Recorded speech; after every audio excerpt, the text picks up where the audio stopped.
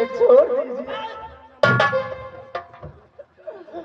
जान लीजिए पक्का सत्ता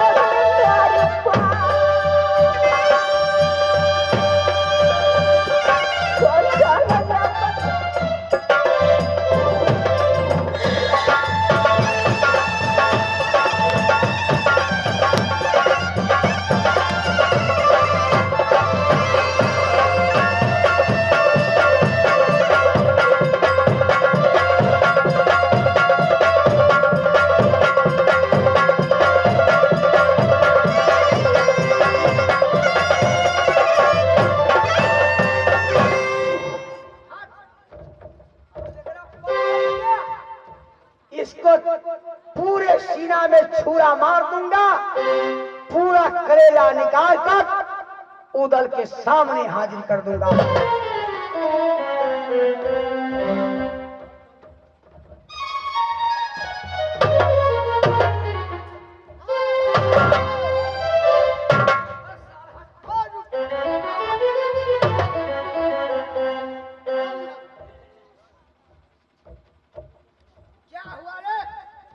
क्यों रोकता है तुम?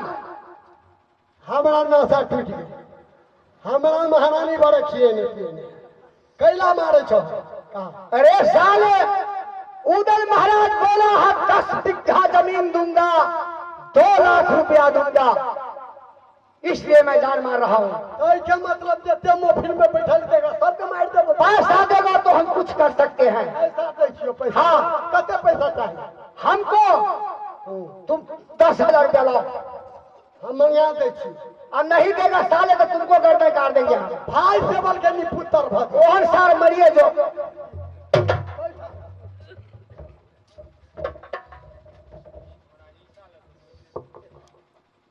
महारानी भैया फंगली महारानी हमारा से गलती भेल, हम क्षमा मांगे छी। हम नशा के झोंक अपने के मारी। ई सार अही जगह बहुते आदमी के खून कहीं तैला के अपने के गांव लगे में गांव है, नगर है, वही नगर में अपने पैसा मांग के आ कम से कम हमरा 2,000 पुरा देवी तो पीने खनी हम भुला देवी। बोले जाओ मांग ला। भैया फंसोगली, इस दुनिया में कौन मुझे पहचानेगा? दाई माई से बड़ में आओ चलेगा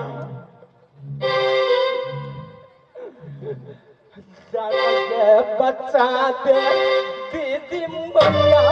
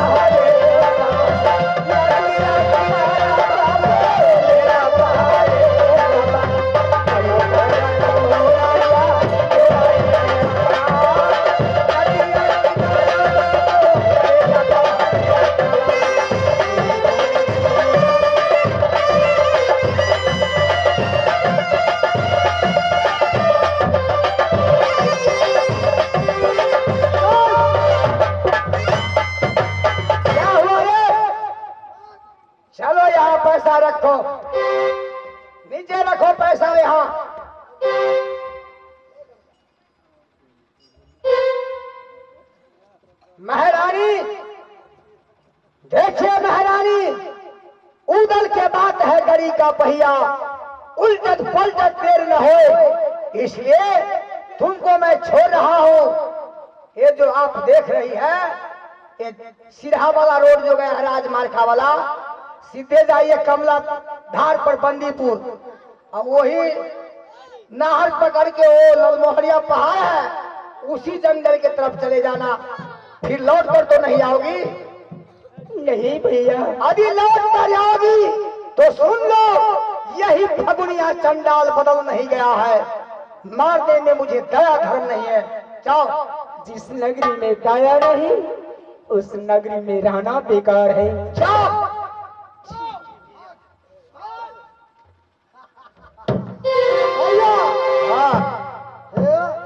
कुत्ता बेचौआ है, हाँ वही कुत्ता के मार के आ महारानी के दो दे। हाँ, ये सब संदूक में जाके बंद करिए। ई सब लगा के आ काल खिला दे दारू के पिलो, हाँ, तब ओकरा सुथना पर थप्पड़ लगे मरो के टूट गेल दा। दराज के चाबी धैले रही है रे। अभी तक नहीं छिया आगे है के बुधनी दाई एको पीरी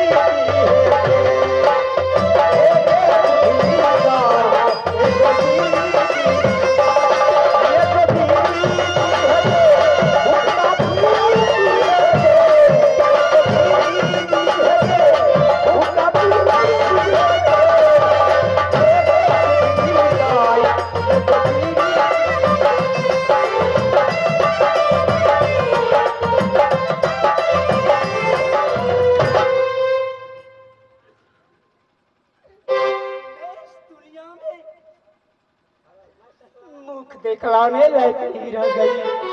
मैं पापी हूँ, मैं अभागी हूँ, मैं इस दुनिया में मुख नहीं दिखलाऊंगी। सामने में गंगा माँ बहती है, माँ गंगा तुम अपनी लहर में लेकर चलो माँ। जम्मू खन्ना खाया पई दे दिन मैया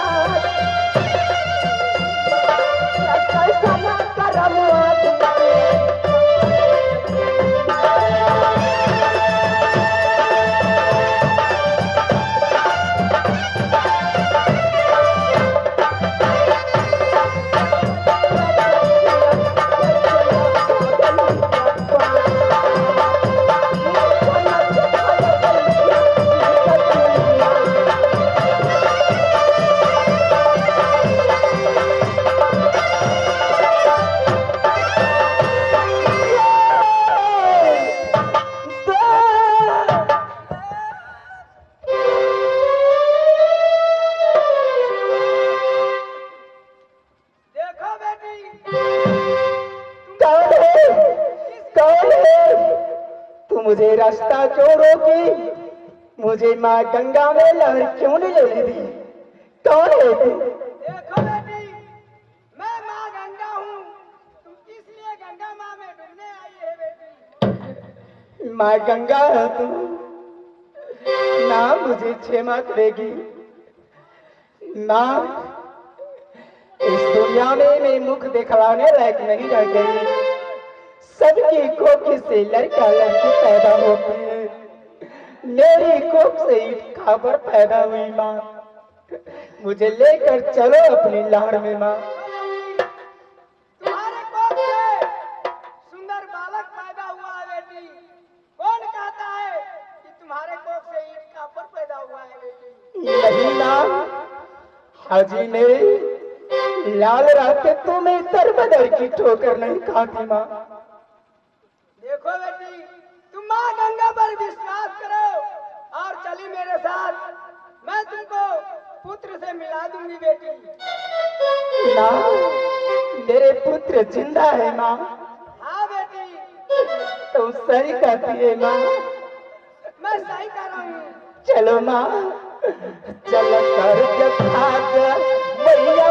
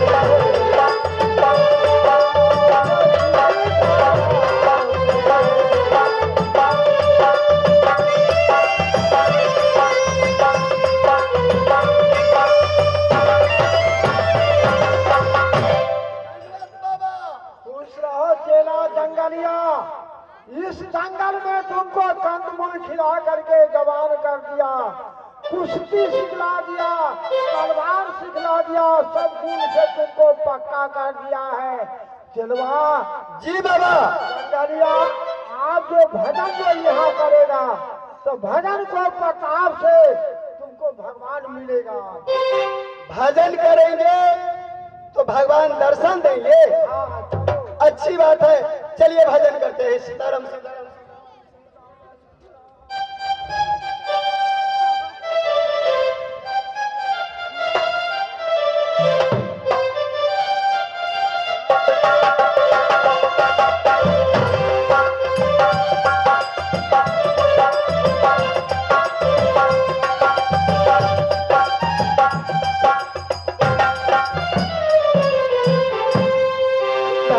अपने ध्यान में लगे हुए हैं, मैं कैसे बाबा को निद्रा तोड़ूं? देखो बेटी, यही जंगल है। एक कुट्टी जो दिखाई देता है उसको पास 2 ठो चंदन का पेड़ है, वही मुनगर बाबा का कुट्टी है। उस कुट्टी में जाएगी, तुम्हारे बालक मिलेगा बेटी। ठीक है माँ, मैं तुम्हारी बात की पालना बस करूंगी माँ।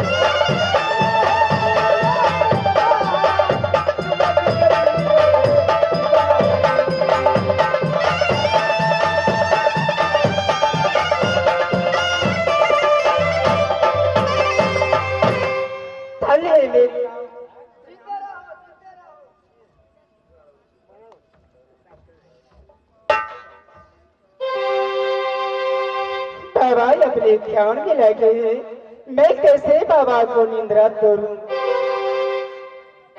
सयब खोले ऊपर किया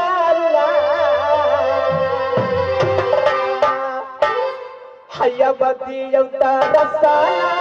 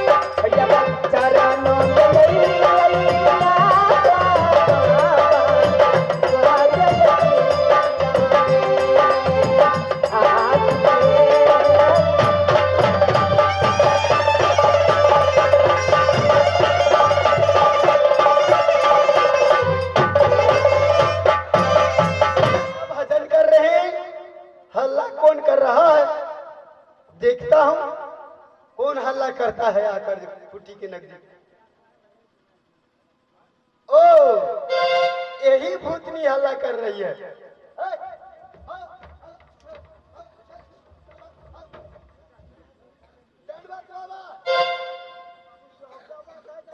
उठिए तो बाबा, उठिए। मैं बचपन से आपके साथ हूं, कभी नहीं कुटी के नजदीक भूतनी आई। आज क्या बात है जो भूतनी आकर बोल रही थी खा जाऊं खा जाऊं। हमको 70-75 बरस हो गया जंगल है, कभी हम भूतनी को नहीं देखा है। मैंने अपने आंखों कैसे तुम भूतनी को देख लिया रे? एक साधु को कुटी में भूतनी आवेगा? जी मैंने अपनी आंखों से देखा हूँ जो भूतनी आई थी कुटी के नजदीक। ठीक है चलो, अब नहीं भूतनी होगा तो मारे डंडा से तुमको ठीक कर। अच्छी बात है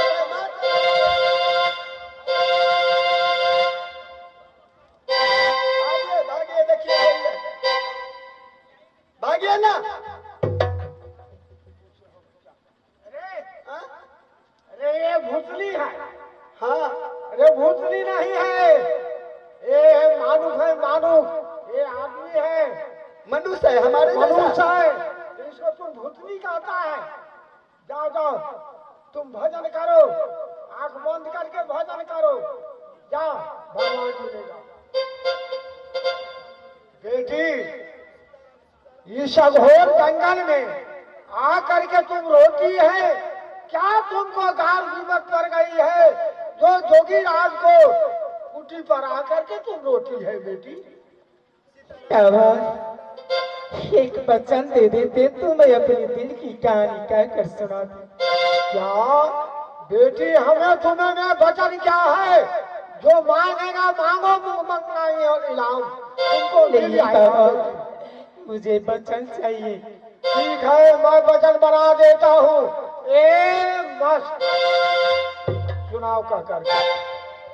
बाबा ये हमारी ये गोदी के खिलौना ये संग मेरा था, जल्द हाजिर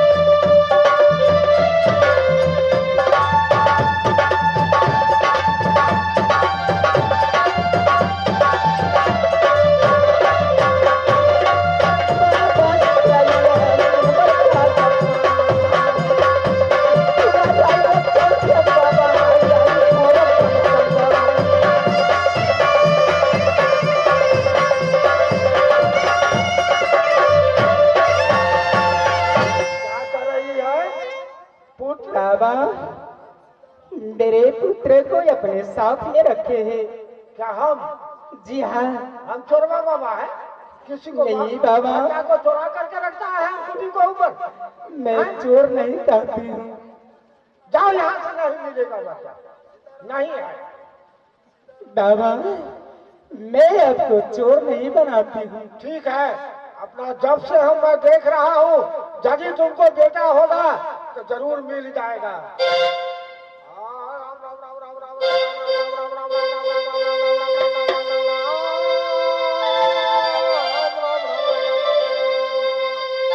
बेटी तुमको पुत्र अवश्य मिल जाएगा। तुम जाओ यहाँ से, गंगा जी में स्नान करके तुम आओ, मिल जाएगा। जाओ ठीक है बाबा, जाओ। जय श्री राम, जय श्री राम। चलवा जंगलिया, राज इधर भजन क्या तुम करेगा?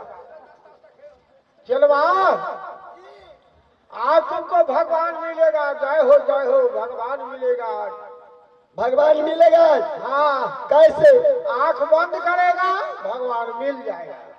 आंख बंद करेंगे भगवान नहीं मिलेगा तो खोल देंगे। आज हमारा पीछे नहीं आवेगा? नहीं खोलेंगे। चलिए ठीक है, खड़ा हो जाओ।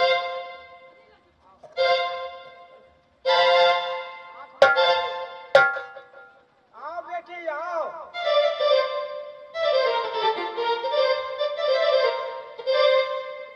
आ गई बेटी गंगा स्नान करके?